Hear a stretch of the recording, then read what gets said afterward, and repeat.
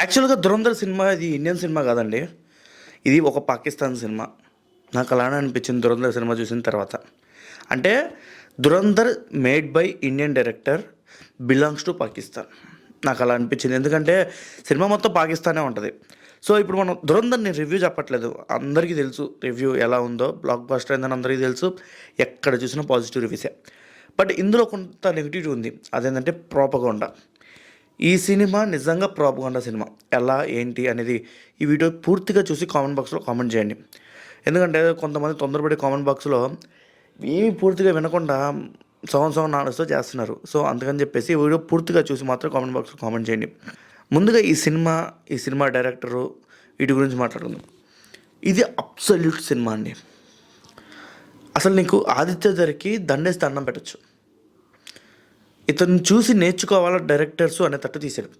ఎవరి క్యాపబిలిటీ వాళ్ళదే. బట్ చెప్తున్నా, ఆ స్క్రీన్ రైటింగ్ కానీ, స్క్రీన్ ప్లే కానీ, తర్వాత సీన్ ఏది రావాలి, ఆ మ్యూజిక్ కానీ, ఆ ఎడిటింగ్ కానీ, వావ్! చాలా అంటే చాలా బాగా తీశారు. అంటే 7 గంటల సినిమా తీయటం అంటే మామూలు విషయం కాదు.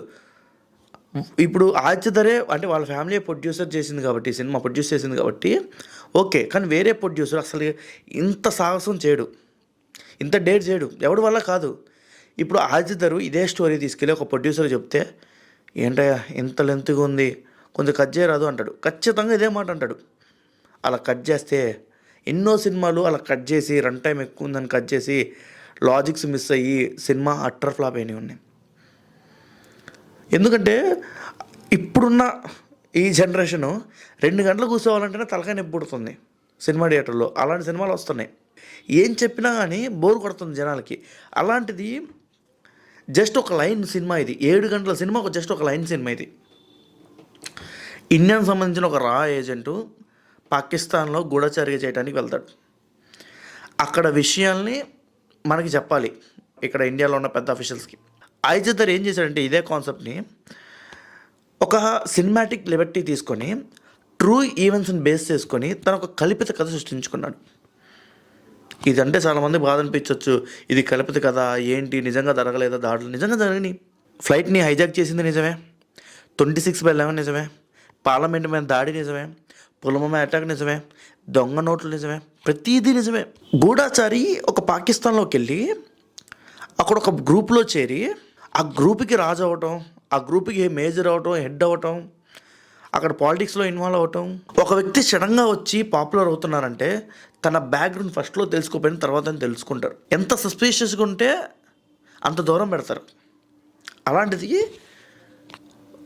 పాలిటిక్స్లోకి వెళ్ళి ఆ లారీ అనే ప్రాంతానికి కింగ్ అయ్యాడు, ఒక స్పై.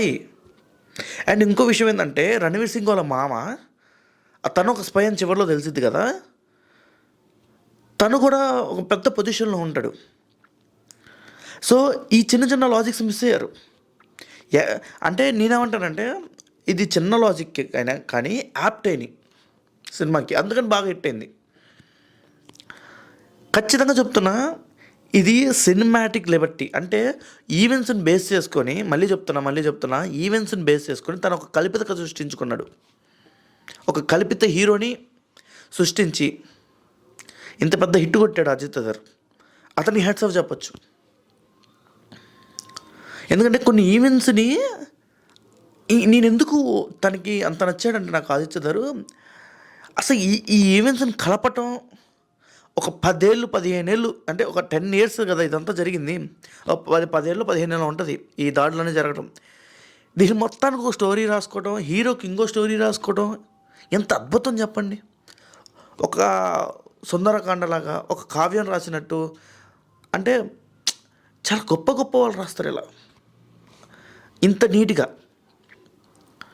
'ధురంధర్ 1, 2 అంటాం కానీ మొత్తం 'ధురంధరే'. 7 గంటల సినిమా అది. బేసికల్గా ఓటీటీ ఒకే ప్లాట్ఫామ్ కనుక తీసుకుంటే నేను రిక్వెస్ట్ చేసేవాడిని, 7 గంటల సినిమా ఒకేసారి అప్లోడ్ చేయండి. పొద్దునంతా ఏదైనా ఖాళీ టైం దొరికితే పొద్దునంతా ఏం చేయబోయాలో అర్థం కాకపోతే 'ధురంధర్' సినిమా పెట్టుకొని 8 గంటలు పగలు మొత్తం ఆరామ్సే పక్కన పాప్కార్నో, బిర్యానో, థమ్స్అప్ పెట్టుకొని చూడొచ్చు. 2 సారైనా చూడొచ్చు 'ధురంధర్'. ఒక స్పై నిజంగా అక్కడికి వెళ్ళి చేయలేడు ఇలాంటివి.